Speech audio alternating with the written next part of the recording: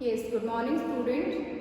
We were doing infrastructure, and in infrastructure we are completing energy as the main component of economic infrastructure. Now comes to the next topic. Next topic is health as key component of social infrastructure. हमने infrastructure के two types discuss किए थे कि infrastructure जो है वो दो type का होता है, economic infrastructure and social infrastructure. वहाँ पे हमने एनर्जी को डिस्कस किया था. एनर्जी को हमने एक मेन कंपोनेंट माना था इकोनॉमिक इंफ्रास्ट्रक्चर का. After energy our today's topic is health. We will discuss about the Indian health care system because हमने हेल्थ को लिया है as the key component of social infrastructure. यहाँ हम आज सोशल इंफ्रास्ट्रक्चर के बारे में डिस्कस करेंगे और हेल्थ को हम डिस्कस करेंगे as the key component, main component के रूप में सोशल इंफ्रास्ट्रक्चर के. सबसे पहले हम बात करते हैं कि व्हाट इज हेल्थ. हेल्थ जब हम बात करते हैं, हेल्थ मीन्स क्या होता है?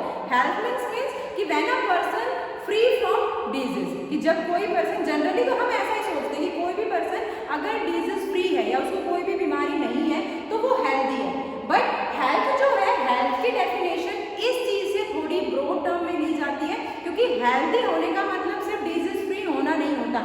हेल्थ का मतलब क्या होता है कि health sound of mental as well as physical जो भी हमारा है वो दोनों जब हमारे फिट रहते हैं. हम ऐसा नहीं कि सिर्फ डिजीज फ्री रहे. अगर हम डिजीज फ्री रहेंगे तो हम फिजिकल तो फिट है, बट सिर्फ फिजिकल फिट रहना ही हेल्थ नहीं होता. फिजिकल फिट के साथ साथ हमें मेंटली फिट भी रहना पड़ता है. तो जब कोई person mentally as well as physically दोनों तरह से फिट रहता है, दोनों तरह से डिजीज फ्री रहता है, उसका माइंड भी टेंशन फ्री है, उसकी बॉडी भी डिजीज फ्री है, तो ही हम उसको हेल्थ में स्टेट करते हैं. और हेल्थी होने के बेनिफिट्स तो आप सब लोग जानते हो कि हेल्थी पर्सन ही हर एक काम को अफेक्टिवली और एफिशिएंटली कर सकता है. क्योंकि अगर कोई भी पर्सन है तो उसमें थोड़ा बहुत भी, उसके बॉडी तो फिट है, बॉडी हेल्थी है, बट अगर उसके माइंड में कोई भी स्ट्रेस है, कोई भी टेंशन है, तो भी वो अपने वर्क को परफेक्टली नहीं कर सकता है. तो जो हेल्थ है वो हेल्थ एक मेन कंपोनेंट है किसी भी इकोनॉमी के डेवलपमेंट के लिए. क्योंकि जैसे ही जो पीपल है, जो पॉपुलेशन हमारी हेल्दी होगी, फिजिकली और मेंटली फिट होगी, तभी कोई भी इकोनॉमी जो है वो ग्रोथ कर सकती है. Clear? On this topic we will discuss our first topic, that is development of health services after independence. कि इंडिपेंडेंस के बाद हमारा जो हेल्थ केयर सिस्टम है, इंडिया का जो हेल्थ केयर सिस्टम है, उसमें क्या क्या डेवलपमेंट हुए.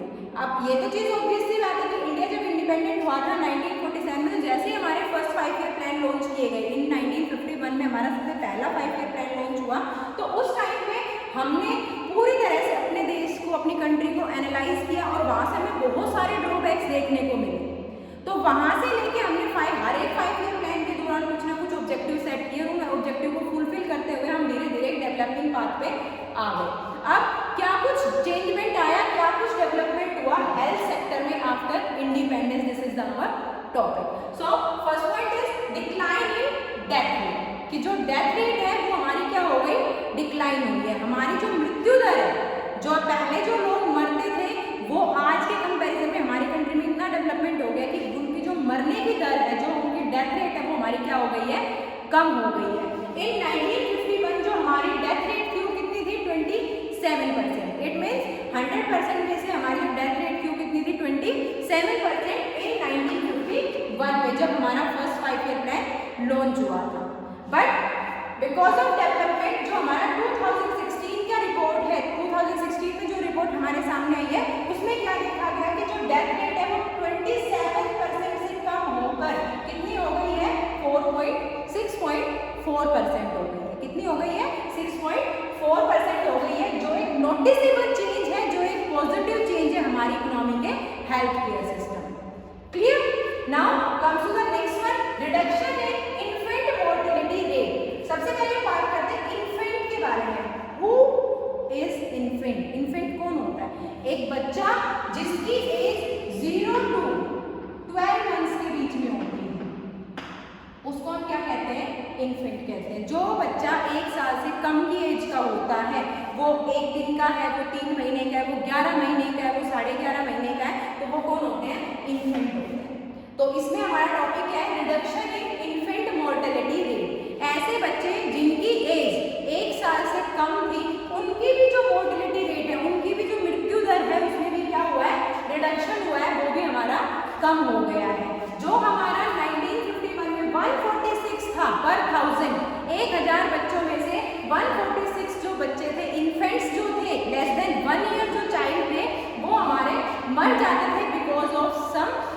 डिजीज के बारे में हमें पता भी नहीं रहता। जैसे आजकल तो बच्चों के लिए बहुत सारे ऐसे प्रोग्राम्स चलाए, जैसे वैक्सीनेशन होते हैं, उसके साथ साथ पोलियो ड्रॉप्स दी जाती है। तो पहले ऐसा कुछ नहीं था और इस चीज़ की अवेयरनेस ना होने की वजह से जो हमारा इन्फेंट्स मोर्टेलिटी रेट था वो हमारा बहुत ही ज़्यादा था। बट अगर हम आज के टाइम की बात करें तो हमारा इन्फेंट मोर्टेलिटी रेट रिड्यूस हुआ है 146 से आगे वो कितना हो गया है 34 हो गया है out of 1000 infants. Clear? This is also noticeable and positive change in our economy, क्योंकि इन्फेंट्स जो थे वो पहले 146 मरते थे एक साल में 1000 में से, जबकि आज कितने मरते हैं 34 मरते हैं। बिकॉज आज ऐसे बहुत सारी इन्फेंट्स चाइल्ड जो होते हैं उनकी जो डिजीज थी उन पे हमने कंट्रोल कर लिया है। Clear? Now next is rise in life expectancy. What is life expectancy? क्या होता है life expectancy? Life expectancy refers to the average number of years that a person can live after the birth। एक person की average life को हम क्या कहते हैं? लाइफ एक्सपेक्टेंसी कहते हैं। अब हम अपनी पॉपुलेशन में देखते हैं, अपने आसपास में देखते हैं, क्या सबका जो डेथ होती है, सब लोग जो मरते हैं उनकी सेम होती है? कोई ऐसा होता है जो बहुत ही बुजुर्ग होके मरता है, कोई यंग एज में मरता है, कोई चाइल्ड मर जाता है। तो क्या होता है कि सबकी एज डिफरेंट डिफरेंट होती है। तो हम उन सबका एवरेज जो निकालते हैं कि एवरेज हमारी जो लाइफ के ईयर्स है वो कितने जाते हैं, तो उसको हम क्या कहते हैं? लाइफ एक्सपेक्टेंसी कहते हैं। और जो लाइफ एक्सपेक्टेंसी थी वो 1951 में हमारी कितनी थी? 32 ईयर्स थी। बट अब जो 2016 के डाटा आए हैं उसमें हमारी लाइफ एक्सपेक्टेंसी बढ़ के कितनी हो गई है? 68.3 ईयर्स हो गई है। अब हम जो लोग हमारे मरने का जो ईयर है लाइफ एक्सपेक्टेंसी वो पहले से बढ़ गई है, जो एक पॉजिटिविटी को शो करता है। Clear? This is also provided positive result to us. Now comes to the next is control over deadly disease। पहले ऐसी बीमारियां जिनको deadly disease के नाम से डिनोट किया जाता था, जिनके बारे में ऐसा माना जाता था कि अगर इन बीमारी से कोई सफर कर रहा है तो वो डेफिनेटली मरेगा, और आज के टाइम में हमने क्या कर लिया? उन पे कंट्रोल कर लिया। लाइक आपका ट्यूबरक्लोसिस हो गया, टीबी, साथ ही साथ आपका स्मॉल पॉक्स हो गया। ये कुछ ऐसी बीमारियां थी जिनको पहले जो हमारा इंडिपेंडेंस का टाइम था उस टाइम पे इनको डेडली डिजीज माना जाता था, बट आज के टाइम पे इन पे पूरी तरह से कंट्रोल कर दिया गया है। Clear? Next one is decline in under 5 mortality rate. Under 5 means ऐसे बच्चे जो 1 ईयर टू 5 ईयर्स आते हैं। 1 to 5 ईयर्स की जो एज ग्रुप के बच्चे होते हैं उनको हम अंडर 5 मोर्टेलिटी रेट जो है वो भी हमारा क्या हो गया है? डिक्रीज हो गया है। बट उसमें हमने ज्यादा चेंजमेंट को फेस नहीं किया है। पहले हमारा 248 था 1960 में, जबकि अब हमारा 245 है 2014 में। बट इसके बाद जब हमने 2017 के डाटा भी कंप्लीटली नहीं हुए हमारे पास कलेक्ट, बट जितना हमने चेंजमेंट देखा वो अभी बहुत ज़्यादा पॉजिटिविटी को शो कर रहा है। क्लियर?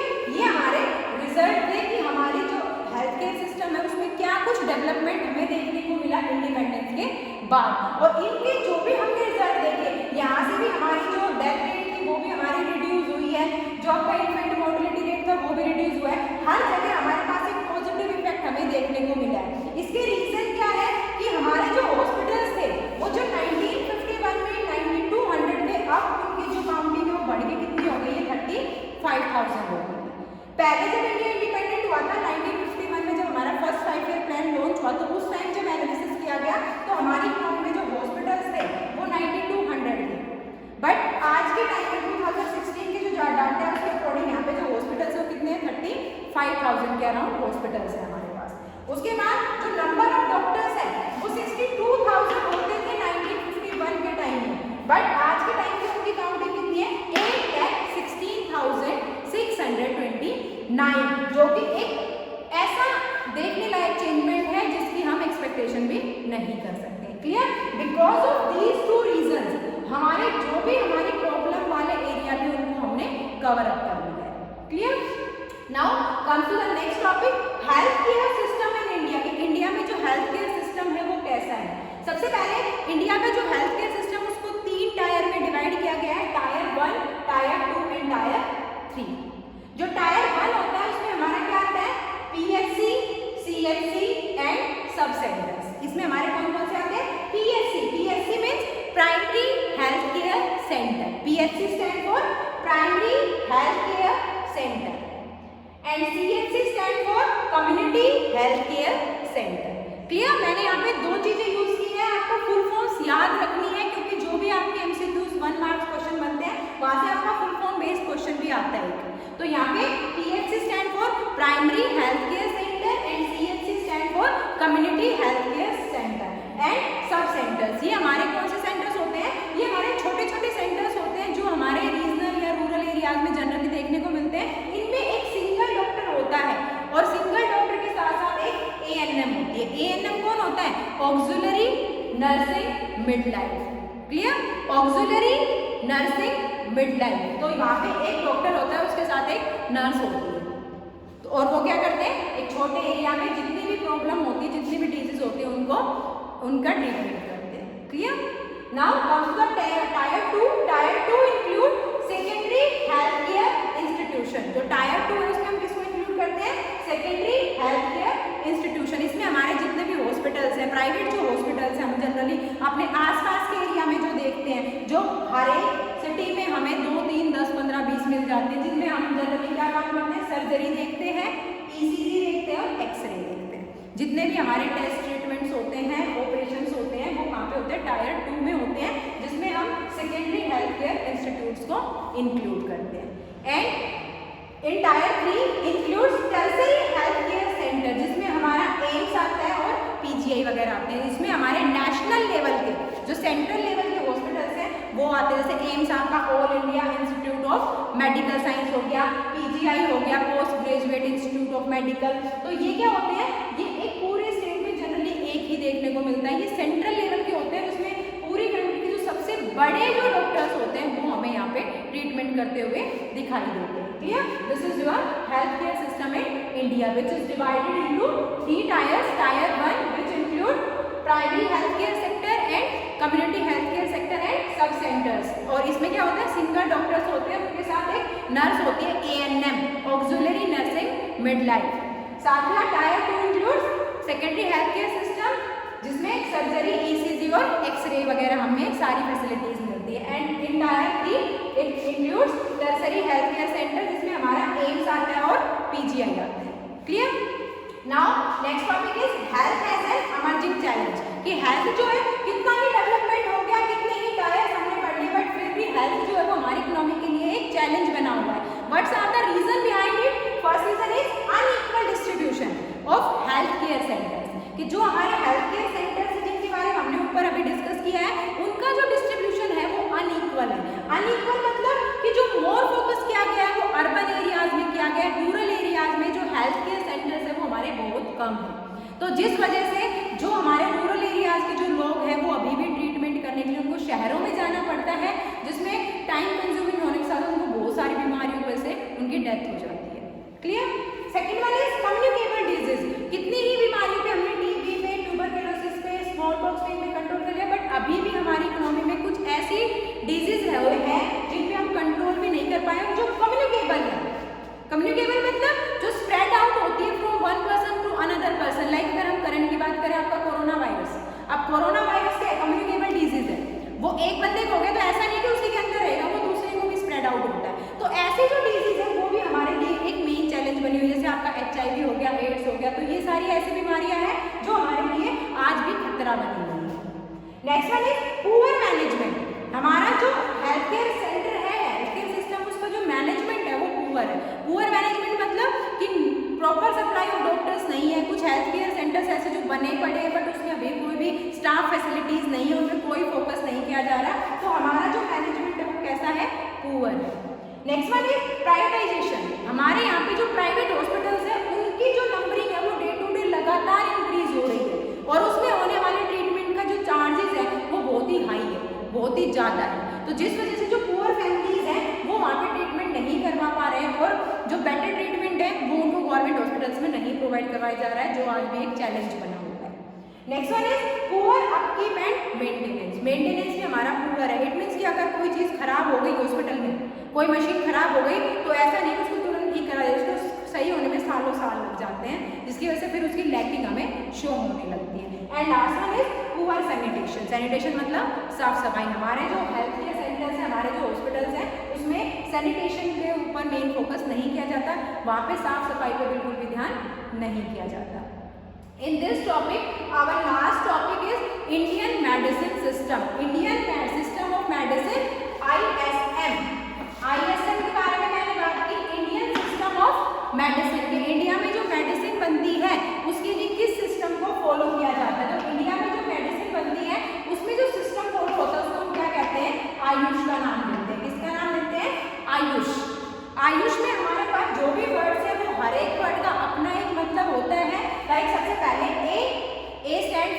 आयुर्वेदा। ए का मतलब क्या है? आयुर्वेदा। आपको लर्न रखनी है इनकी सबकी अलग से फुल फॉर्म, क्योंकि यहाँ से आपका एक क्वेश्चन बनता है, 6 मार्क्स तक में क्वेश्चन बनता है कि आयुष को एक्सप्लेन करो या इंडियन सिस्टम ऑफ मेडिसिन को एक्सप्लेन करो। तो इंडियन सिस्टम ऑफ मेडिसिन में हमारे पास जितने भी वर्ड्स हैं उसको हम किस नाम से डिनोट करते हैं? आयुष के नाम से डिनोट करते हैं, जिसमें A stand for Ayurveda, Y stand for yoga, U stand for Unani, S stand for Siddha, H stand for homeopathy, and last one which is not shown in Ayush, that is naturopathy. Clear? यहाँ पे हमारे पास आयुष में जो भी वर्ड है उन्हीं को हम फॉलो करते हैं, उन्हीं को हम यूज करते हैं इंडिया में मेडिसिन बनाने के लिए। यहाँ पे हमारे पास आयुष में जो भी वर्ड है उनका हम यूज करते हैं। लाइक A stand for, सबसे पहले A आता है, A stand for आयुर्वेदा, ठीक है, Y stand for yoga, Unani, Siddha and homeopathy. Clear? And last one is your naturopathy. ये हमारे इंडियन सिस्टम ऑफ मेडिसिन के कंपोनेंट्स है, इसको हम आयुष से डिनोट करते हैं। This is all over about your health and at that point our infrastructure is completed. Clear? We will discuss our next chapter in our next class, that is environment. Thank you so much.